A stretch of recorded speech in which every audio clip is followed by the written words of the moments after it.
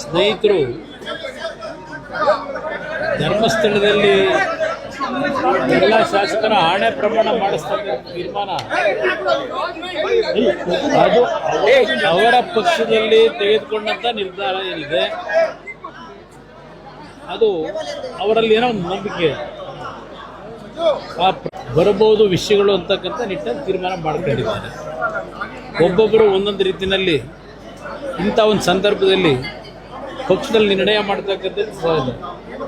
ಅದರಿಂದ ಆ ಒಂದು ಪಕ್ಷದ ನಿರ್ಣಯದ ಬಗ್ಗೆ ಅವರ ನಂಬಿಕೆ ಏನಿದೆ ಅದರಿಂದ ನಿಜವಾದಂಥ ಕ್ರಾಸ್ ಔಟ್ ಮಾಡಿದಂಥವರು ಅವರ ಹೆಸರುಗಳು ಹೊರಗೆ ಬರಲಿ ಅಂತಕ್ಕಂಥದ್ದನ್ನು ನಾನು ಆಶಿಸ್ತೀನಿ.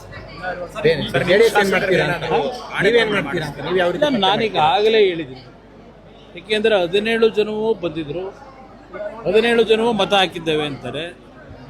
ಅದರಿಂದ ಇಲ್ಲಿ ಆಣೆ ಪ್ರಮಾಣ ನನ್ನ ಪಕ್ಷದಲ್ಲಿ ಮಾಡೋದ್ರಿಂದ ಅದಕ್ಕೆ ಸೊಲ್ಯೂಷನ್ ಅಲ್ಲ ಅಂತಕ್ಕಂಥ ನಿರ್ಧಾರ ನಮ್ಮ ನಾಯಕರುಗಳು ತೀರ್ಮಾನ ಮಾಡ್ಕೊಂಡಿದ್ದಾರೆ, ಪಕ್ಷದ ಮುಖಂಡರುಗಳು. ಅದರಿಂದ ಇದೆಲ್ಲದಕ್ಕೂ ಕಾಲ ನಿರ್ಧಾರ ಮಾಡ್ತದೆ ಅನ್ನೋದು ನನ್ನ ಅಭಿಪ್ರಾಯ. ಆ ಒಂದು ಮುಂದಿನ ಕಾಲಕ್ಕೆ ಅದನ್ನು ಬಿಡಬೇಕು ಅಂತ ನಮ್ಮ ಪಕ್ಷದಲ್ಲಿ ತೀರ್ಮಾನ ಆಗಿದೆ. ಅಖಂಡ ಅವರು ಮುಂದಿನ ಸಿಎಂ ಕುಮಾರಸ್ವಾಮಿ ಅಂತ ಘೋಷಣೆ ಮಾಡಿದ್ದಾರೆ ಸರ್. ಇಲ್ಲಿ ಅಭಿಮಾನಿಗಳು ಹೋದ ಕಡೆ ಎಲ್ಲ ಏನೋ ಒಂದು ಅಭಿಮಾನದಲ್ಲಿ ಹೇಳ್ತಕ್ಕಂಥದ್ದು ಬೇರೆ.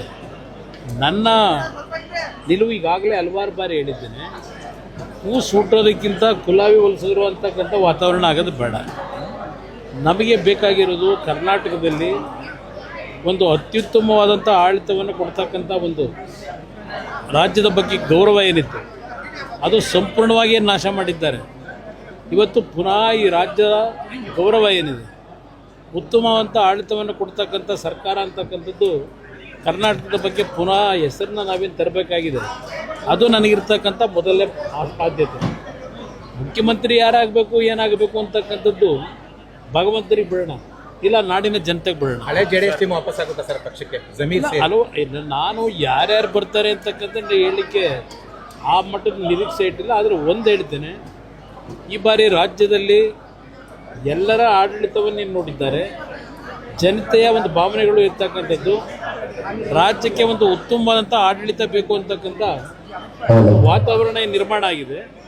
ಆ ನಿಟ್ಟಿನಲ್ಲಿ ಜನತೆ ನಿರ್ಧಾರ ಮಾಡ್ತಾರೆ ಅನ್ನೋದು ನನ್ನ ಅಭಿಪ್ರಾಯ. ಜನಗಳು ಯಾರು ಬರ್ತಾರೆ ಅನ್ನೋದಕ್ಕಿಂತ ಹೆಚ್ಚಾಗಿ ಜನತೆಯ ನಿರ್ಧಾರ ಏನಿದೆ. ಇವತ್ತು ತಮಿಳುನಾಡಿನಲ್ಲಿ ಯಾರಾದರೂ ವಿಜಯ್ ಅವರು ಅಧಿಕಾರಕ್ಕೆ ಬರ್ತಾರೆ ಅಂತಕ್ಕಂಥ ಊಹೆ ಮಾಡಿದ್ರ? ಅದರಿಂದ ಈಗಿನ ರಾಜ್ಯದ ಪರಿಸ್ಥಿತಿಗಳನ್ನು ನೋಡಿ ಯುವಕರು, ಮಹಿಳೆಯರು, ಎಲ್ಲ ಸಮಾಜಗಳು ಒಂದು ಬದಲಾವಣೆಯನ್ನು ತರತಕ್ಕಂಥದ್ದಕ್ಕೆ ತೀರ್ಮಾನ ಮಾಡ್ತಾರೆ ಅನ್ನೋದು ನನ್ನ ಅಭಿಪ್ರಾಯ. ಸರ್, ಈಗಾಗಲೇ ವಿಧಾನ ಪರಿಷತ್